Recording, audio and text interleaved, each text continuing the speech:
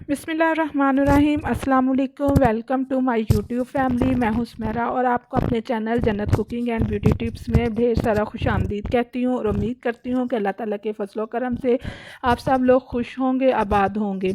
हाँ जी दोस्तों, मैं आज आप लोगों के लिए एक ऐसी होम रेमेडी लेके आई हूँ जो देखने में तो बिल्कुल सादा है, बिल्कुल सिंपल है और इसमें ऐसे कोई इंग्रेडिएंट नहीं है जो आपको अवेलेबल नहीं होंगे। तकरीबन ये तमाम चीज़ें आपको अपने घर से ही मिल जाएंगी, आपके किचन में आपको अवेलेबल होगी। देखने में बहुत सिंपल है लेकिन बहुत ज़बरदस्त है, बहुत कमाल की है, बहुत ज़्यादा रिज़ल्ट देती है। ठीक है मेरे दोस्तों, मेरी ये रेमेडी जो मैं आप फर्स्ट टाइम आप लोगों के साथ फर्स्ट रेमेडी शेयर कर रही हूँ, ब्यूटी टिप शेयर कर रही हूँ। अगर आपको पसंद आए तो मुझे फ़ीडबैक दें, कमेंट में प्यारा सा छोटा सा हार्ट भेज दें, मुझे लाइक करें और अगर रेमेडी पसंद आए तो मेरे चैनल को सब्सक्राइब करें, मेरी वीडियो को लाइक करें, शेयर करें दोस्तों के साथ, कमेंट में फीडबैक भी दें। ठीक है, आइए अब शुरू करते हैं। तो इसके लिए हमें सबसे पहले एक नीट क्लीन बाउल लेंगे, एक साफ़ सुथरा बाउल लेंगे। देखेंगे अच्छी तरह से साफ़ होना चाहिए, गीला भी नहीं होना चाहिए, वेट भी नहीं होना चाहिए, कम्प्लीटली ड्राई होना चाहिए क्योंकि हमने पहले इसके अंदर ड्राई इंग्रेडिएंट मिलाने होते हैं वो आपकी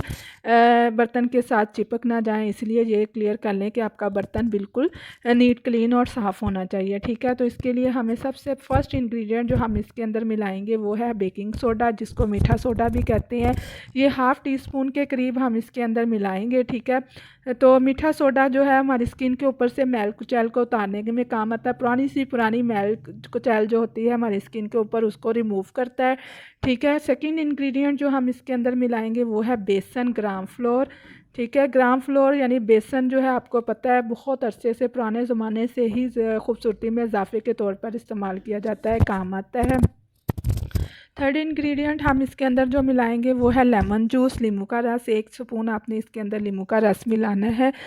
तो 1 स्पून जो है, जितने लीमू के, अगर आपका लीमू अच्छे वाला है उसमें पानी है, जूस काफ़ी है, तो एक लीमू से एक चम्मच लीमू का रस निकल आएगा। लेकिन अगर लेमन अच्छे वाले नहीं है, उसमें जूस नहीं है, तो 1 या 2 लीमू आप इस्तेमाल कर सकते हैं। यानी आपने 1 स्पून इसके अंदर लीमू के रस का ऐड करना है।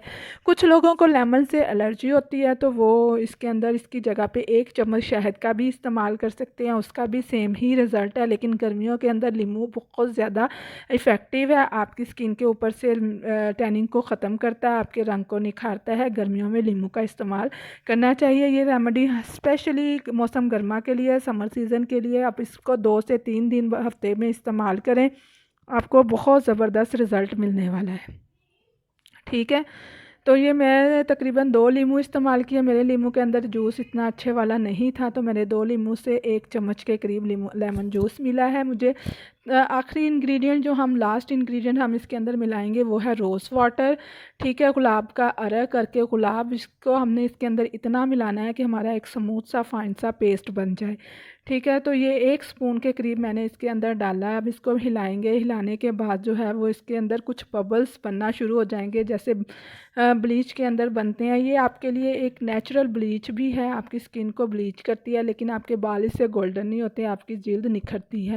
ठीक है, तो आप इसके अंदर इसको मिलाने के बाद इसको इतना हिलाएंगे ताकि इसके अंदर से जो है वो बबल अच्छी तरह से ख़त्म हो जाएं। जब तक बबल्स ख़त्म नहीं होते आप इसको मिक्स करते जाएं, हिलाते जाएं। आपको पता है किसी भी रेमेडी की जान उसकी मिक्सिंग होती है, जितनी अच्छी आप मिक्सिंग करेंगे उतनी ही ज़बरदस्त जो है वो आपकी रेमेडी बनेगी। ठीक है, अच्छी तरह से मिक्स करने के बाद हमने इसको अप्लाई करना है। कैसे अप्लाई करना है ये भी मैं आपको बताऊंगी।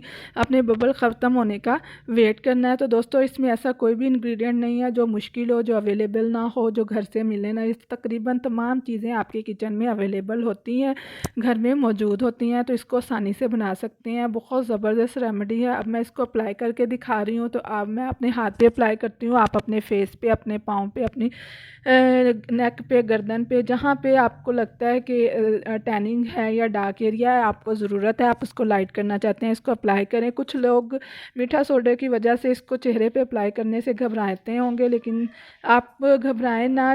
मीठा सोडा जो है वो आपकी स्किन को इतना ज़्यादा नुकसान नहीं पहुँचाता। हाँ, उसकी क्वान्टिटी अगर फेस पे अप्लाई करनी है तो थोड़ी सी कम कर सकते हैं, यानी पिंच ऑफ बेकिंग सोडा आप इस्तेमाल कर सकते हैं फेस के लिए। लेकिन हाथ पाँव के लिए ये क्वांटिटी बिल्कुल बेस्ट है। ठीक है, ठीक है, इसको अप्लाई करें और 15 15 मिनट तक आप इसको छोड़ें। 15 मिनट के बाद आप इसको रिमूव कैसे करना है, तो अपने हाथ को गीला करें पानी के साथ और गीला करने के बाद इसकी मसाज करें 2-3 मिनट तक अच्छी तरह। मसाज करने के बाद जो है आपने इसको फिर रिमूव करना है। तकरीबन 2-3 मिनट अच्छी तरह मसाज करें, क्योंकि इससे जो है बेसन जो भी मैल कुचैल कुछ नरम हुई होगी वो बिल्कुल अच्छी तरह से उतर जाएगी और आपकी स्किन निखर कर बिल्कुल सामने आएगी।